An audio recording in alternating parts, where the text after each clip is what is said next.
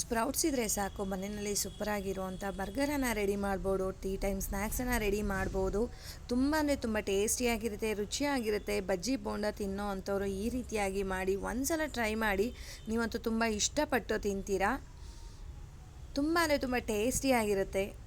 ಹೀಗೆ ಮಾಡಬೇಕಂತ ಏನಿಲ್ಲ, ನಮ್ಮ ಇಷ್ಟ ಥರನಾಗಿ ನಮ್ಮ ಮನೆಯಲ್ಲಿ ಯಾವುದೆಲ್ಲ ತಿಂತಾರೆ ಅದನ್ನು ಹಾಕಿ ಮಾಡ್ಬೋದು. ಒಬ್ಬರು ಮಾಡಿದ ಥರನೇ ಒಬ್ಬರು ಮಾಡಬೇಕು ಅಂತ ಏನೂ ಇಲ್ಲ. ಬಟ್ ಈ ರೀತಿ ಮಾಡಿ ನೋಡಿ ಒಂದು ಸಲ, ತುಂಬ ಇಷ್ಟಪಡ್ತೀರಾ. ಈಸಿಯಾಗಿ ಮಾಡ್ಕೊಳ್ಬೋದು. ಬನ್ನಿ ಇದನ್ನು ಹೇಗೆ ಮಾಡೋದು ಅಂತ ನೋಡ್ಕೊಂಡು ಬರೋಣವಾ.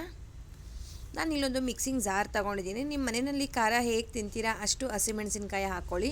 ಇಲ್ಲಿ ಸ್ವಲ್ಪ ಕುರುಮೊಳಕೆ ಬಂದಿರೋ ಅಂಥ ಹೆಸರು ಕಾಳು ಮತ್ತು ಕಡಲೆಕಾಳನ್ನು ತೊಗೊಂಡಿದ್ದೀನಿ. ನೀವು ಬರೀ ಹೆಸರು ಕಾಳನ್ನೇ ತೊಗೊಳ್ಬೋದು. ನಾನು ಮಿಕ್ಸ್ ಹಾಕಿರೋದ್ರಿಂದ ಮಿಕ್ಸನ್ನು ತೊಗೊಂಡಿದ್ದೀನಿ ಅಷ್ಟೇ.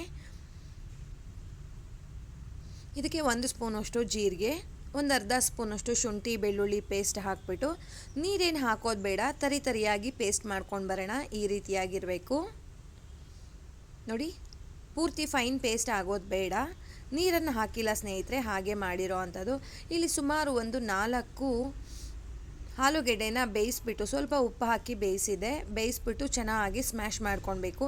ನೀವು ಕೈನಲ್ಲಿ ಬೇಕಾದರೂ ಮಾಡ್ಬೋದು, ಇಲ್ಲ ಈ ಸ್ಮ್ಯಾಶರಲ್ಲಿ ಬೇಕಾದರೂ ಯೂಸ್ ಮಾಡ್ಬೋದು. ಪೂರ್ತಿಯಾಗಿ ಸ್ಮ್ಯಾಶ್ ಆಗಬೇಕು, ಗಂಟೆಲ್ಲೂ ಇರಬಾರ್ದು.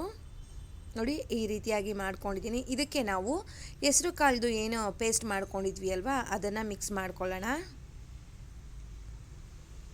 ನಾನಿಲ್ಲಿ 1 ಬೌಲಷ್ಟು ಹೆಸರು ಕಾಳನ್ನು ತೊಗೊಂಡಿದ್ದೆ. ಅರ್ಧ ಬೌಲಷ್ಟು ಚಿರೋಟಿ ರವೆ ತೊಗೊಂಡಿದ್ದೀನಿ. ಅರ್ಧ ಬೌಲ್ಗಿಂತ ಸ್ವಲ್ಪ ಜಾಸ್ತಿ ಬೇಕಾದರೂ ತೊಗೊಳ್ಬೋದು. ಏನಾದರೂ ಇದು ನಾವು ಮಿಕ್ಸ್ ಮಾಡಬೇಕಾದ್ರೆ ತೆಳುವಾಗಿದೆ ಅಂತ ಅನಿಸಿದ್ರೆ ನಿಮಗೆ, ಅವಾಗಿನ ಸ್ವಲ್ಪ ರವೆ ಹಾಕ್ಕೊಳ್ಬೋದು. ರುಚಿಗೆ ಉಪ್ಪು,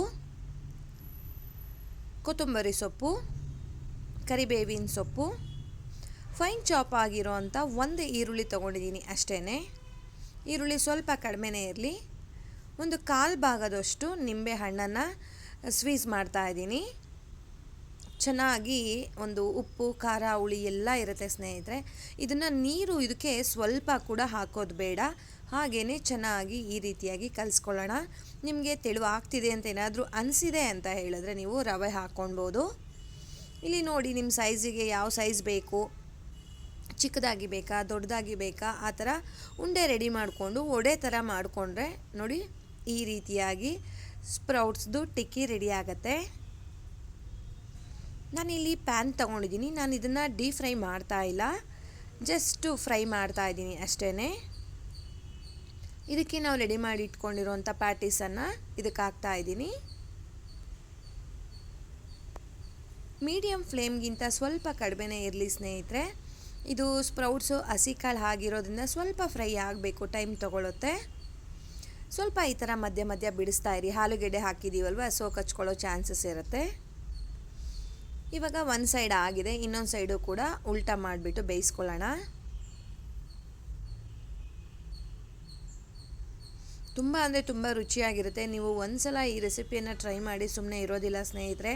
ತುಂಬ ಇಷ್ಟಪಟ್ಟು ಮಕ್ಕಳು ತಿಂತಾರೆ. ಮನೆಯಲ್ಲಿ ಸ್ಪ್ರೌಟ್ಸ್ನೆಲ್ಲ ಹಾಗೆ ಕೊಟ್ಟರೆ ಮಕ್ಕಳು ತಿನ್ನಲ್ಲ ಅಂತ ಹೇಳ್ತಾರೆ, ಹಾಗೇನೂ ಕೊಡಬೇಕು. ಬಟ್ ಅದ್ರ ಜೊತೆ ಈ ರೀತಿಯಾಗಿ ಡಿಫ್ರೆಂಟಾಗಿ ಮಾಡಿಕೊಟ್ರೆ ಅವ್ರಿಗೂ ಕೂಡ ತುಂಬ ಇಷ್ಟ ಆಗುತ್ತೆ.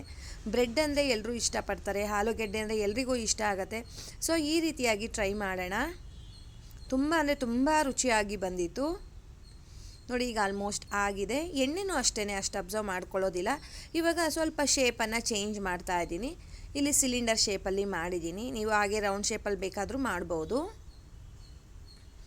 ಇದನ್ನು ಕೂಡ ಅಷ್ಟೇ ಸುಮಾರು 1 2 ರಿಂದ 3 ನಿಮಿಷ ಫ್ರೈ ಮಾಡ್ಕೊಬೇಕು ನೋಡಿ.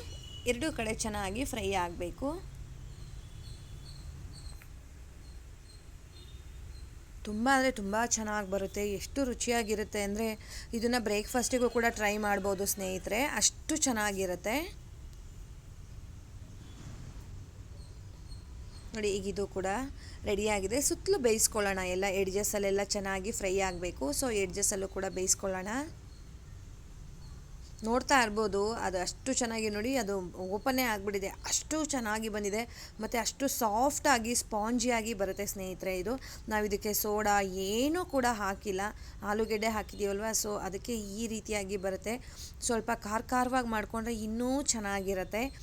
ಸೂಪರಾಗಿರೋ ಅಂಥ ಸ್ಪ್ರೌಟ್ಸಲ್ಲಿ ಮಾಡಿರೋ ಅಂಥ ಸ್ನ್ಯಾಕ್ಸು ರೆಡಿ ಆಯಿತು ಸ್ನೇಹಿತರೆ. ನಾನು ಇದನ್ನು ಈರುಳ್ಳಿ ಮತ್ತು ಟೊಮೆಟೊ ಸಾಸ್ ಜೊತೆ ಸರ್ವ್ ಮಾಡ್ತಾ ಇದ್ದೀನಿ. ತುಂಬ ಚೆನ್ನಾಗಾಗಿತ್ತು. ನಾನೇ ಚೆನ್ನಾಗಾಗಿತ್ತು ಅಂತ ಅಂದರೆ ನೀವು ಟ್ರೈ ಮಾಡಬೇಕಲ್ವಾ. ಸೊ ನೀವು ಒಂದ್ಸಲ ಟ್ರೈ ಮಾಡಿ. ಯಾರೆಲ್ಲ ಈ ಒಂದು ರೆಸಿಪಿಯನ್ನು ಟ್ರೈ ಮಾಡ್ತೀರಾ, ಮಿಸ್ ಮಾಡಿದೆ ನನಗೆ ಕಮೆಂಟ್ ಮಾಡಿ ಹೇಗೆ ಬಂದಿತ್ತು ಅಂತ ಹೇಳಿ. ತುಂಬ ಅಂದರೆ ತುಂಬ ಚೆನ್ನಾಗೇ ಬರುತ್ತೆ. ನಾವು ಎಷ್ಟೇ ದುಡ್ಡು ಕೊಟ್ಟರು ಕೂಡ ಆಚೆ ಸಿಗೋದಿಲ್ಲ ಇಂಥ ಹೆಲ್ದಿ ರೆಸಿಪಿ. ನೀವೆಲ್ಲರೂ ಕೂಡ ಟ್ರೈ ಮಾಡ್ತೀರಾ ಅಂತ ಅಂದ್ಕೊಂಡಿದ್ದೀನಿ. ನೋಡಿ ಎಷ್ಟು ಸಾಫ್ಟಾಗಿ ಎಷ್ಟು ಚೆನ್ನಾಗಿ ಬಂದಿದೆ ಅಂದರೆ. ಟೊಮೆಟೊ ಸಾಸ್ ಆಪ್ಷನಲ್ಲು, ಇಷ್ಟ ಇದ್ದವರು ತಿನ್ಬೋದು ಸ್ನೇಹಿತರೆ. ಅದೇ ರೀತಿಯಾಗಿ ನಾನಿಲ್ಲಿ 2 ಪೀಸಷ್ಟು ಬ್ರೆಡ್ಡನ್ನು ತೊಗೊಂಡಿದ್ದೀನಿ. ಸೈಡ್ ಎಡ್ಜಸ್ ಎಲ್ಲ ಕಟ್ ಮಾಡಿದ್ದೀನಿ ಅಷ್ಟೇ, ಏನೇನಿಲ್ಲ. ಸ್ಕ್ವೇರ್ ಶೇಪ್ ಇರುತ್ತೆ ಅಲ್ವಾ, ಅದನ್ನು ರೌಂಡ್ ಶೇಪ್ ಮಾಡ್ಕೊಂಡಿದ್ದೀನಿ. 1 ಸ್ಪೂನಷ್ಟು ಟೊಮೆಟೊ ಸಾಸು, ಖಾರ ಚಟ್ನಿ ಏನಾದರೂ ಇದೆ ಅಂದರೆ ನೀವು ಅದನ್ನು ಕೂಡ ಹಾಕ್ಕೊಳ್ಬೋದು. ನೀವು ಯಾವ ರೀತಿ ಬೇಕಾದರೂ ಗಾರ್ನಿಷ್ ಮಾಡ್ಕೊಳ್ಬೋದು ಸ್ನೇಹಿತರೆ. ನಾನು ಜಾಸ್ತಿ ಇದಕ್ಕೇನು ಹಾಕಿಲ್ಲ. ಸೊ ನಾನಿಲ್ಲಿ ಈರುಳ್ಳಿಯಿಂದ ಮಾಡ್ತಾಯಿದ್ದೀನಿ ಗಾರ್ನಿಷ್ ಅಷ್ಟೇ. ಇದ್ರ ಮೇಲೆ ಇನ್ನೊಂದು ಸ್ಲೈಸ್ ಇರುತ್ತಲ್ವ, ಬ್ರೆಡ್ನ ಇಟ್ಬಿಟ್ಟು ಬರ್ಗರ್ ಥರ ತಿನ್ಬೋದು. ಸಖತ್ತಾಗಿತ್ತು. ಹೋಗಿ